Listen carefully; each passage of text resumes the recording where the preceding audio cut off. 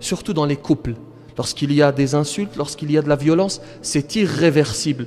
Tu peux très difficilement retourner en arrière. Une fois que la parole est sortie, une fois que le coup est sorti, même si c'est dans la colère, on me dit « mais j'étais en colère ». Évidemment que tu étais en colère. Vous avez déjà vu quelqu'un qui nage dans le bonheur dire une insulte ou frapper? Évidemment que c'est dans la colère. Mais il faut apprendre à se maîtriser. Regardez cet enfant qui se met très souvent en colère. Très colérique. Et le père cherche une solution. Et à un moment donné, il trouve, il réfléchit, puis il se dit, voilà peut-être la solution. Il donne à cet enfant un sac plein de clous.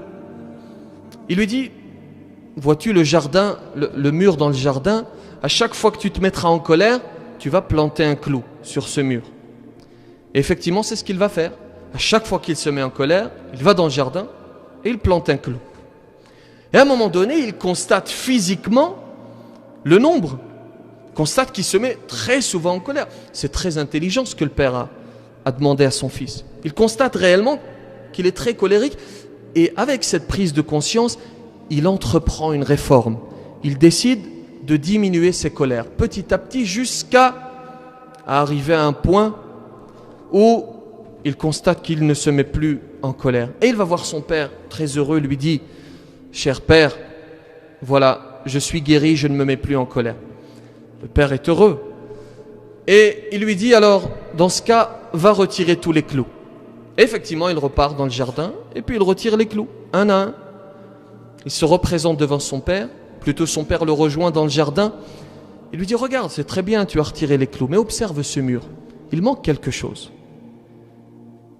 Le mur est criblé de trous, des orifices partout sur le mur. Il lui dit, voilà. Alors certes, la parole qui est symbolisée par le clou, tu l'as retirée en t'excusant, certes, mais il y a une marque dans le mur, il y a une marque dans le cœur des hommes. Lorsque vous dites quelque chose, c'est peut-être irréversible. Tu laisses une marque peut-être indélébile dans le cœur des hommes, surtout dans les couples.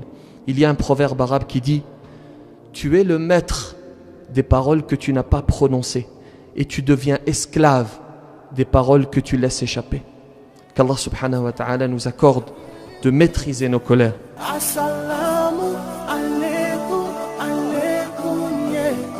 Assalamu